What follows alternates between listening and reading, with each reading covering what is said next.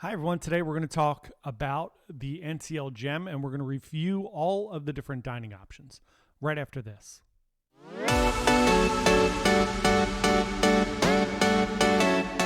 Hey everyone, John here from Bite Size Cruises. Welcome back to our channel. We're a travel agency that likes to give you amazing information on cruises so that you can plan and experience a great cruise vacation. If that sounds good for you, we would love for you to subscribe. Click down below, subscribe to our channel, and come with us on this journey. Today and tomorrow and the next day, the next few days, we're rounding out our coverage of the NCL gem. So we're going to be talking about dining. We're going to review the dining, review the entertainment, and then give you the top 10 things to do. Then we're going to move on to a new ship, new cruise line. We have a lot next month. We are going on 2 different cruises next month. So we'll be on MSC Seascape and we'll be on the Caribbean Princess, Panama Canal cruise, and a Caribbean cruise. We'll have tons of video and pictures and everything. So that'll be good ones to follow along with. So right now, let's talk about all the dining options on the NCL gem. We will start with the Garden Cafe. So as a general rule, I do not frequent the cafe for lunch or dinner a ton. I do go to breakfast for the buffet a little bit sometimes. We talk about this all the time if you've seen any of our videos. I'm just not a fan of the behavior of some people in the buffet. Pre-pandemic, it was bad, and then during, as we were doing the reboot of cruising after the pandemic, it actually was pretty good because they were serving people. It was a little more structured, and now it has gone back and all hell has broke loose again. So. But the food in the cafe, I always say this in my humble opinion, the free food on Norwegian is better than the free food on Royal Caribbean. We'll compare that as well to MSC and Princess as we're going on this week. I haven't been on Princess in a minute, so I don't want to judge anything because I haven't been on there in the last year or so. So in my opinion, free food's better on NCL than it is on Royal. The paid specialty dining food is better on Royal than it is on NCL, with some exceptions on both sides. But Garden Cafe, the food's good. Everything is fresh. There's plenty of selection. Omelet stations in the morning. Sometimes they have little like waffle bars and different things like that. There's plenty of gluten-free toast options if you have celiacs or if you have some kind of gluten insensitivity. There are plenty of options for you if you're vegan or vegetarian. I like that. I like the fact that you have, muffins, pastries, everything that you could ever want to eat in the morning. Same thing with lunch. We do go to lunch and dinner occasionally in the buffet. The lunch and dinner both have amazing Indian food options generally. Sometimes during lunch and or dinner, they have like a pho station where you can get broth and noodles and add in whatever you want. So there are a ton of options. They do crepe stations sometimes, and there is bar service up in the buffet. So it's a good experience. Sometimes it's just crowded, and people are on vacation, so they feel like they can do whatever they want. So it gets a little weird sometimes. But otherwise, the food there's good. The outside part of the buffet I love, which is the great outdoors. Generally, what I do is I will grab my food and go sit outside, especially if you're in the Caribbean. It's just a great way to have breakfast. And then at night, they have late night snacks at the Great Outdoors starting around 9:30 or 10, I believe. And you can run up there and get like nachos or burgers and hot dogs, cookies, just some fun stuff in the evening. You could sit outside at the Great Outdoors in night while you're sailing. It's amazing. So it's a great spot. Highly recommend that. And if you can deal with the people, the buffet is fine.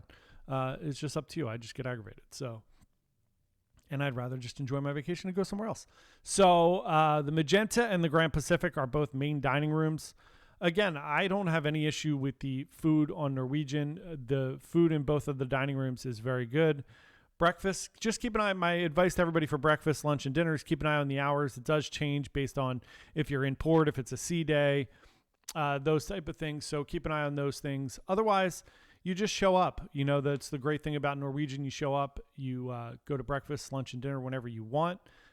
Food is very good. Lots of options for lunch and dinner, especially on NCL, especially now with Royal Caribbean paring back their menus a little bit. Norwegian does have a little bit of a larger menu now. So if that's something that's fun for you, there you go. Next up, Orchid Garden Asian restaurant. I love this restaurant. I love that it's complimentary and included in your cruise fare. You can get dumplings. You can get all kinds of little Chinese food options, or you could pay a la carte for some sushi rolls as well if you would like them there. But I love having some type of, authentic ethnic food choice that is complimentary. All right, so next up, we're going to talk about Ocean's Bar and Grill. Ocean's one of my favorite spots on Norwegian. It's crazy. It's when you talk about NCL, some of my best memories are in Ocean's, right? So it's open just about 24 hours a day. There are some times where they're cleaning up and doing some things, but for the most part, Ocean's is open, and you can go there whenever you want. They have breakfast in the morning. They have lunch and dinner. They have a fun menu. I always get the pretzel bites at some point during the day. The pub hot dog is incredible. I love it. It's got sauerkraut on it. It's great. The hamburgers are good. The chicken wings are good. Everything you eat there, they have sliders. I love it there. It's fun. It's exactly what you think it is. And again, it's one of those spots where it's like if there's, if you're just not feeling dinner and you don't want to sit and wait in the dining room for a long time and you don't want to spend extra money on specialty dining, Ocean's to me is a nice change of pace. The food's really good. The people there are great. On some of the larger ships, not on Gem, on some of the larger ships, there's darts and all kinds of video games and different things in Ocean's, and now it's migrating to be the local on some of the newer ships, but I love it there. It's a great, just gathering spot for me that really is near and dear to my heart. So I love Ocean's. Big thumbs up there. Topsiders Grill is just your bar and grill up on the pool deck, along with Bally High Bar and Grill on 2 different pool decks. Same thing, hamburgers, hot dogs. It's fine. Generally, it's cold. You're outside. I think a big thing for me, and I talk about this all the time when we talk about cruising, the biggest thing for me is expectations. So if you go on there with realistic expectations, which is why we do these videos, so we can give you the information of hey, don't go to Topsiders and expect a truffle mac, hamburger. It's piping hot, right? It's not that kind of place. It's hamburgers and hot dogs out on the pool deck with nachos sometimes and some other things, potato salad, whatever. So I have realistic expectations because I've been through this a bunch. So that's what we're trying to get to you so that you can also have those expectations. You know what to expect when you get on the ship. Bally High and Topsiders, hamburgers and hot dogs out on the pool deck. That's it. It's fine. Next up, I think we covered most of the free options. I'm just looking at my little cheat sheet up here. I think so. Let's talk about room service. Room service, technically the food is free and the delivery is what you pay for. Again, expectations. So room service, I know, first of all, the food's not going to be piping hot. They're carrying it 20 miles away to get to you. Somebody's got to walk it up to you. So I get that. And generally speaking, I know that there's going to be some mix-ups and some errors and, they're serving all these people. So hamburgers, hot dogs, chicken noodle soup. I will get something sometimes late at night or early in the morning. I'll order breakfast. They do have the great thing where you put your menu out on your door late at night. You get coffee and everything delivered to your room. There's one service fee. It's $7.95 to get breakfast. It might be going up, might be higher than that now, but you pay for one. You can order as much food as you want. I'm fine with it. It's not the best meal you're ever going to have. So I order it when I'm not feeling great, or I just, don't feel like going anywhere. Otherwise, I'm getting out and I'm going to get some fresh, hot food somewhere. All right, let's talk about specialty dining and a la carte dining. I'm going to start with my least favorite when we get there and move up to my most favorite. So we'll do it a little fun way like that. First of all, let's talk about Starbucks. Starbucks is a la carte. You can get little snacks there like you would normally get at Starbucks. Pound cake, cookies, cake pops, those type of things. No hot food there. They don't make the breakfast sandwiches there at all there.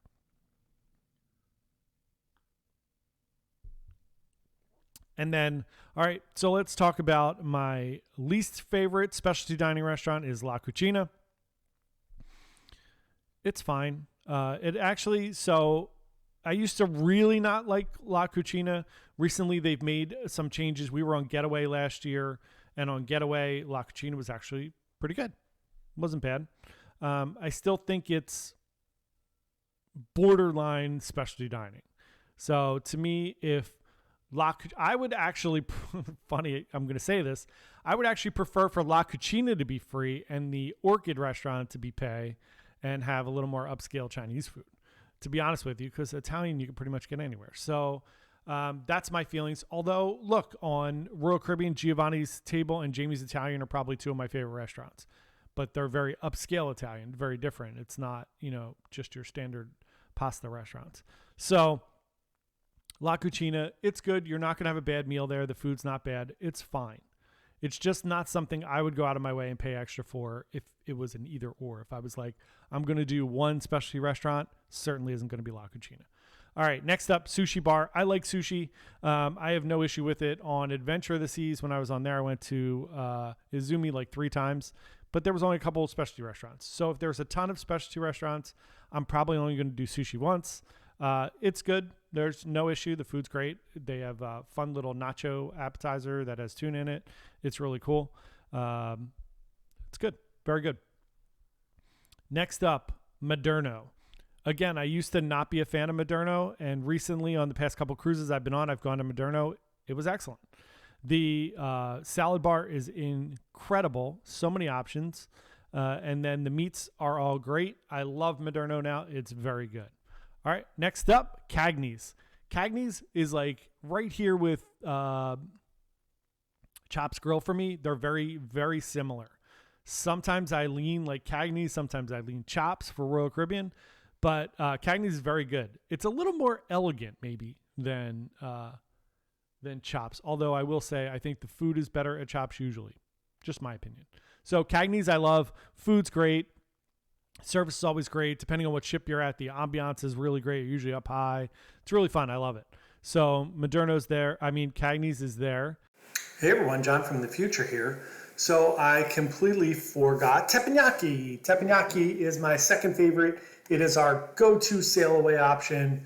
It's the Japanese hibachi restaurant. You can also get sushi there if you would like, but it's amazing. It's so much fun. And actually teppanyaki to me is better than hibachi on Royal Caribbean. I think it's just more butter. I think they use more butter, more soy sauce.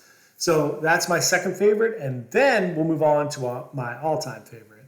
And then my all-time favorite Norwegian cruise ship specialty dining restaurant is Le Bistro. It's just a restaurant where you feel fancy when you go in there. It's French. It's very traditional. I love doing it on formal night. I love getting dressed up, even though Norwegian doesn't traditionally do formal night. We have our own little formal night. I love to get dressed up and go to Le Bistro, have some champagne, have some nice wine. You're getting duck or filet. It's really, really good. The filet at Le Bistro is better than the filet at Cagney's, my opinion. So I love Le Bistro. It's my favorite NCL restaurant. It's my favorite restaurant on Gem. So there's our review of all the food on NCL Gem. Do you have a favorite? Let us know. Also, if you have any questions, if you're going on Gem, you want to know some information, feel free to comment below or email me at jp@bitesizecruises.com. Thanks, everyone. Have a great day, and we will talk to y'all soon. Bye.